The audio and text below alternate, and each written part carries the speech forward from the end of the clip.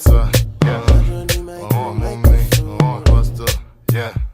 It's 11 p.m. Jack, I sneak out. Open fridge and I drink daddy big stout. Multi refine girl, mo can reach out. And I'm NTA, mo can speak out. Man, no 3 stacks, na me bad pass. I be big boy, me share outcast. So fetch a day, oh fe party. I be kuduro silly, I'm just asking. Oh, then she good girl, Omo Pastor. Oh, good yeah, you wanna know my bag on. Oh, there any church, land on. You bring fire to my wood, oh, fe no. Oh, 1 minute skirt, on Lutura, Dobadola, oh, my bora, oh, my bellies, àti vodka, but nínú ṣọ́ọ̀ṣì, màmá gbàdúrà bí. Oya wa lagba to do, what does she good girl? I'm a pastor.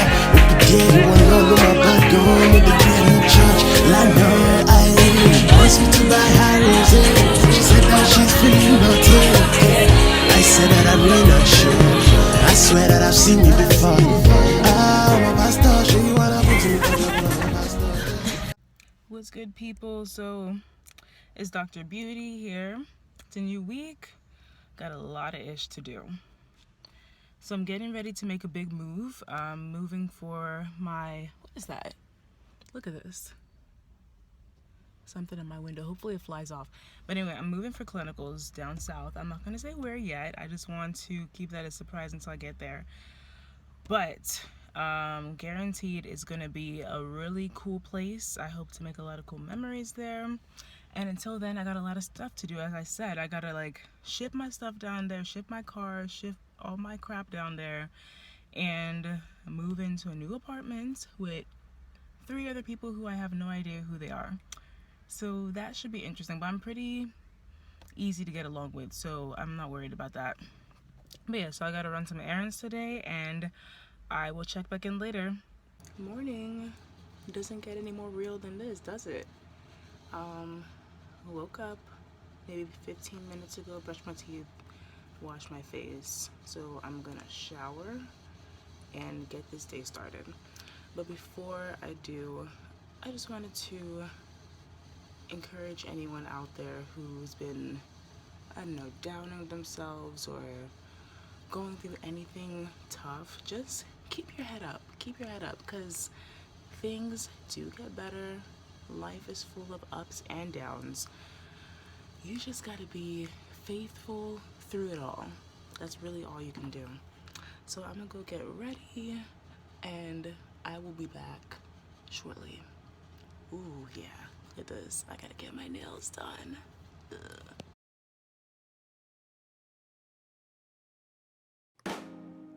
What's good, guys? It's your girl, Dr. Beauty, and today I'm letting my skin breathe. All right. Contrary to what may be popular belief, I absolutely love just not wearing makeup. You can see I got a little scar from this one pimple that popped up like a couple days ago.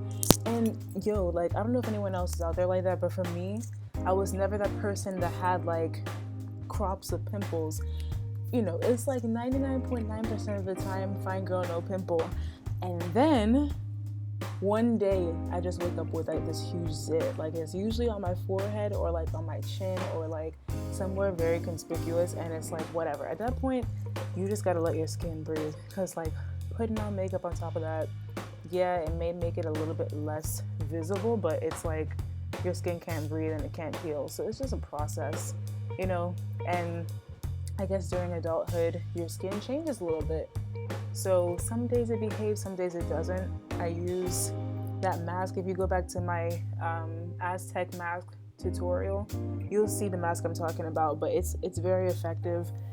It's just that, like, you know, your skin does what it wants at this age, I feel like, when you're changing from adolescence into adulthood. But that's another story for another day. So today, you know, I kind of wanted to have a vlog about what I do every day, basically, or what I've been doing every day, what I'm going to be doing every day for the next maybe week or so, because that's going to change. Because I'm going to be moving to a new state for my next set of clinicals, clinical rotations. As I mentioned before, I am a medical student, and I'm going to talk a little bit more about that So this video is kind of just for my new viewers to kind of get to know who I am, what I'm going to be talking about in the next few weeks. So yeah, so a little bit about me.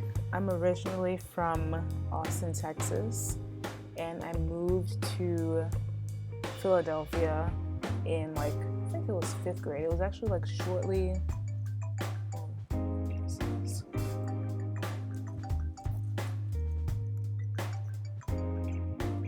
it was shortly after September 11th, actually 2001, when I was in 5th grade, and came to Philadelphia. My parents separated and subsequently got a divorce. So I was in between Philadelphia and Texas from age 12 through 18, because when I started college, I picked up some summer jobs, and I also was doing research.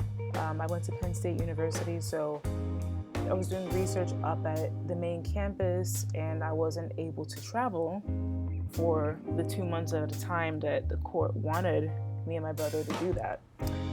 So yeah, so it's been about, let me see, I think it's been wow. It's been 8 years since I've been to Texas.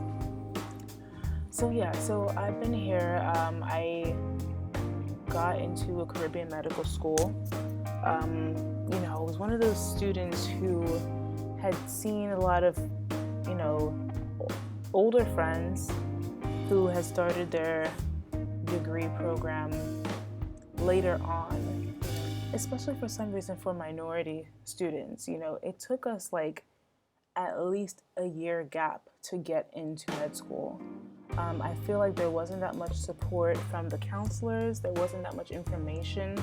I didn't apply to any U.S. medical schools because I looked at my stats. I had already taken the MCAT the number of times I wanted to, and I was like, hey, this program is accredited. This program in the Caribbean, students are getting residencies with Brown University and all of that. So why can't I do that? And had a dual opportunity where you could do an MD, MBA with the incentive for living expenses, which was very helpful because at the time my school didn't have access to FAFSA. It was private loans, so that was great. But honestly, even without that, I always wanted to have a career owning my own medical clinic or being at the top of a hospital. And that's why I later on signed up for the MHA, the Masters in Healthcare Administration, because that really gives you the ability to manage a hospital and know how the hospital network actually functions. So I received my MBA last year, and I'm 3 classes away from being done my MHA and 2 years away from being done with the MD. So I'm really thankful to God.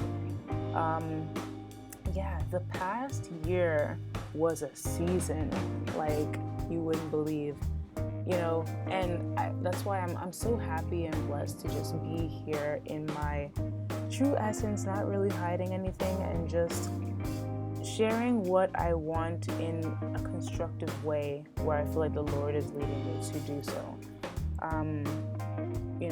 It was a difficult time for my family.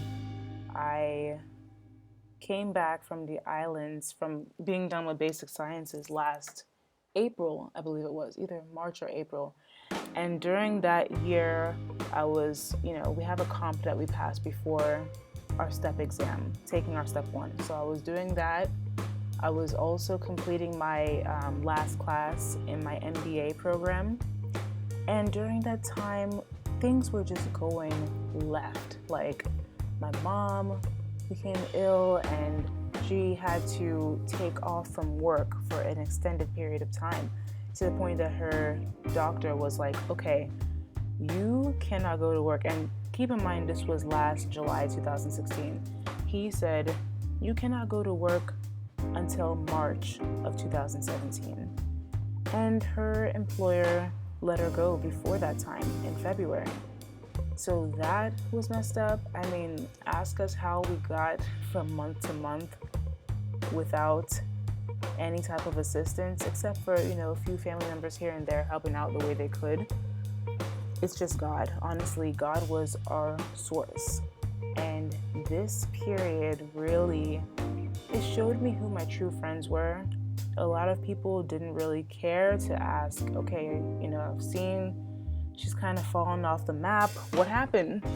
A lot of people didn't really care to ask that. And I kind of felt like the people who I did tell, at least, okay, by the way, this happened. I'm going through some family issues. I felt like they didn't believe me, because I don't know, maybe I paint this picture that seems like I'm always positive and everything's going well, but I like to be a positive person. And to me, I share my testimony once I've gone through it and made it to the end of that tunnel. While I'm going through it, I'm not that person that's going to be on Facebook or on whatever social media outlet detailing everything that I go through when I go through it, because I want to use it. I want to turn that situation, or I want God to use me, so to speak, to uplift someone else. And that's just the way I like to do things. So I just pray that, whatever I say today touches somebody out there who is going through a rough spot, because we all do, and it's part of life. And you really just have to keep God at the forefront of everything. I don't know what I would have done without prayer. And I don't know where I heard this. I think it was another YouTuber on here who I probably follow. But she said she was going through a situation similar to mine. Like, we're not from the same professional background or educational background or anything, but a situation where she felt like she had hit rock bottom because she was just no longer in control of the circumstances around her. And she said that, because usually when we're going through things like that, we want to fast. We want to just say, okay, Lord, I'm going to abstain from this, that, and the third. And she said that the Spirit just called her to obedience. That obedience, I think she quoted a scripture, I forget which one it was, where obedience is actually more important and more powerful than fasting. And that spoke volumes to me. So I just asked God to use me and to let me be obedient and let me follow what He wanted to do for me. And He just said, be still. Be still. You don't have to prove anything to anyone. In fact, I want you to be in hiding in this time period so that I can develop you, so that I can give you the tools that you need to get through the next phase of your life, which is going to be even more demanding. And so I just went off of social media. I deactivated my Facebook. I took down my Snapchat. Like, I was not seen anywhere, except for by my friends in real life. But so I was still singing in church, watching my church programs, listening, calling into the church hotlines. I'm Catholic, so I was praying the rosary, doing all of that. And, finally things started to turn around little by little, but they did start to turn around. And the people who I thought would be there to be like, oh, I'm so happy, were not there. And it just goes to show you that everyone who you think is in your corner is not really in your corner. And that could be a mentor, and that could be a family member, that could be anybody. But you can't let that phase you. You have to keep going. If God has placed your destiny in your heart and you know that, that's powerful, and you have to go for that. So, now I'm about to make this huge move and document everything that I'm pretty much experiencing for the next 2 years until I'm done with these last 2 degrees, MD, MHA. And I'm so excited, and I'm so thankful to God to be here. I made it my New Year's resolution last year to start a YouTube channel, and I'm not really sure why I wanted to. I know obviously people do get paid from YouTube, that was part of it, but more than that, being able to influence people, being able to share a message and to touch someone out there who needs a pick-me-up, because Lord knows some YouTubers and some people who posted on Instagram really lifted me up during my downtimes. And oh my gosh, it was so helpful and so inspirational. So I really just encourage anybody out there who feels like they are in between a rock and a hard place. They have nowhere to turn. They feel like, things couldn't get worse. I'm here to tell you, they will not get worse. They will get better. And you may think that you're at rock bottom, but you're actually in, how do I say? You're in the planting phase. God has planted you as a seed, and you can't obviously see what's around you, but once you sprout, once you start to grow from this season, you're going to be so fruitful, and you're going to be able to influence so many people in such a positive way. So keep your light shining. Don't give up. And another thing I wanted to say is, during this time, you really have to be focused on the positive and also on things that are going well. I can't even imagine. There's so many things that still went well. For example, when I was in that phase when I felt like I wasn't growing, but at least I wasn't growing professionally in my mind, but I was growing spiritually. I was singing in church, and people would, come up to me and be like, you give me so much inspiration, you bring so much life to the music, and that really touched me. I was like, if there's anything that could be going right at this time, I'm happy it's that. Don't get distracted by people in your life right now who are not being positive, or who you feel like you have to impress, okay?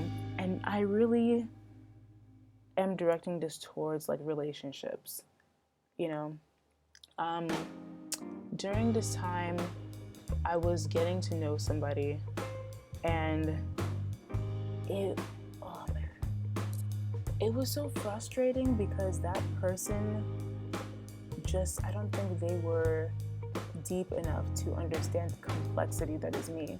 And we're all complex individuals. I think that person is complex in their own way too, but it also requires a certain amount or a certain level of intellectual depth to really appreciate all that somebody is, aside from the external. What do you have to offer from your mind? This person didn't get it. And the most frustrating thing about it is everyone around them sung of their praises. Like, oh, this person is so great. They did this, that, and the third. And it's like, I haven't seen that personally. So I had to make a choice to give up all hope of really trying to get to know that person any further, or letting that person get to know me once they came around, if they ever did. So I want to encourage you to not be in situations like that, not be in situations that are gray areas. You deserve so much more than that. Whether you're a man, whether you're a woman, you deserve so much more than being a question mark. God made you fearfully and purposefully in His image, and there's no question marks about you. It's either black or white. You're this, you're that. You have assets, you have qualities and talents that God has given you. And if you have to prove to somebody, or if you feel like you have to legitimize yourself for someone, they don't deserve you.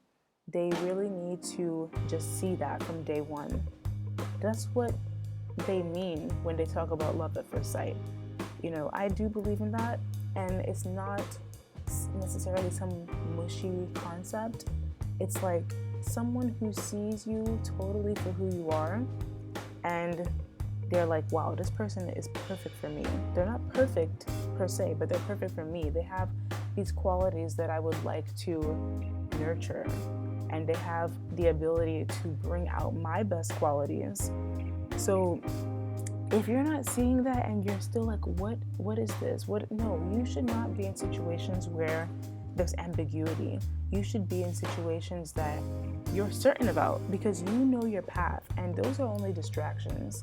So I encourage you to really look around at the people who you call friends, look around at the people who you call significant other, and really ask yourself what their purpose in your life is, and if they are leading you closer to your purpose, and if they respect your purpose. Because if they don't, I really think you should let go of that.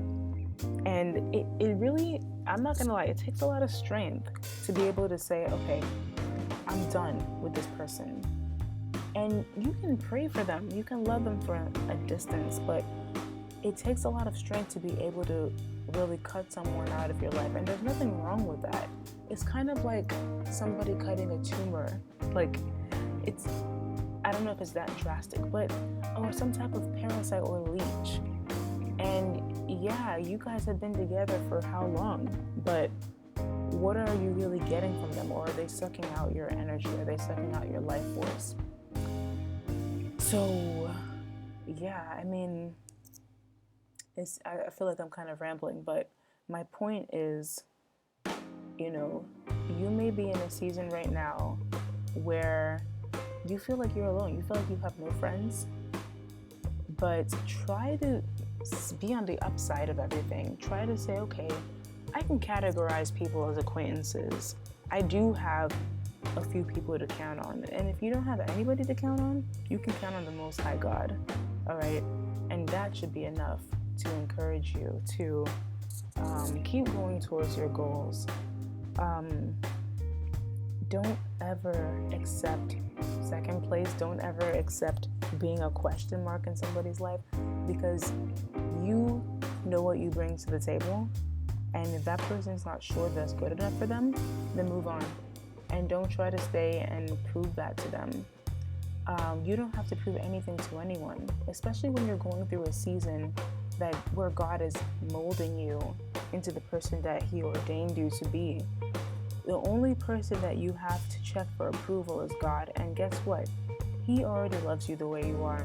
And He is interested and invested in your success.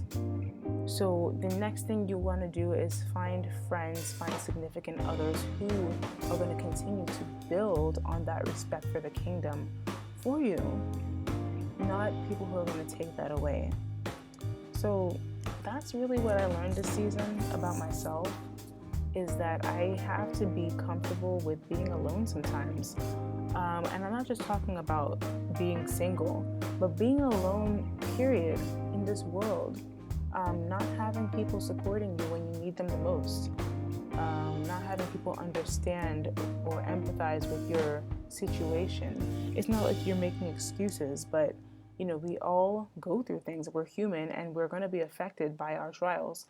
And when you're alone during those trials, it really forces you to become stronger in your faith. Hopefully, it made me stronger in my faith. There were times when, I felt like, should I give up? Like, what if I serve God? Why is this happening? And I realized this is because God is trying to make me really depend on Him. This is the only constant right now in my life. Every week, I'm going to go to church. I'm going to hear a positive word. Whether or not outside of the church, the whole world is falling and crashing down, it's still going to be the same word in the Bible. It's still going to be that same welcoming, outstretched arm telling me that things will get better. And you have to live with expectancy. That's something I just realized too. You'll find a lot of people saying, if you don't live expecting anything, you'll be fine. You'll be safe, because if things don't go your way, then you won't be hurt. But how can you attract what you want in the universe or from the universe if you don't expect something to happen? Like, I don't know if you've ever read the book Think and Grow Rich by Napoleon Hill, but you have to write down what you want and what you want to achieve in life to get it. You have to visualize your goals and your expectations. And if you are just kind of floating aimlessly on a continuum that is life, you're not going to get what you want. So you have to expect that, yes, I'm going to have a circle of friends who wants the best of me. I'm going to have a spouse who's going to support me no matter what. I'm going to have, success in my field. And if you don't expect that, it's not going to come, because it's the law of attraction. You got to expect that. So expect happiness, expect positivity, expect success. It will be yours. It's not going to come right away, but keep working hard, keep doing what you're supposed to do, and everything will work out. So long story short, I'm going to keep you guys posted, on this journey. I do have some highlights on what I did the past week. Yeah, don't rest assured, I'm very grateful for where I am right now, and I just want to encourage you to be grateful for where you are too. It's a stage of growth, and things will get better. Okay, so random rant over. Deuces.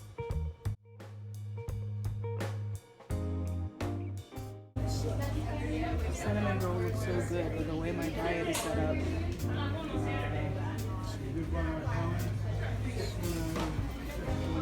So we just came to Panera. Got my chocolate chip cookies. And my question is, why is Chipotle still open? They have had everything under the sun. They have had E. coli, they have had Legionella, all sorts of stuff. I don't know if they're gonna wait until they have AIDS in their food to close down, but it's too much. And people are still patronizing them, and props to you guys. You guys are the real MVPs for Chipotle, but I can't.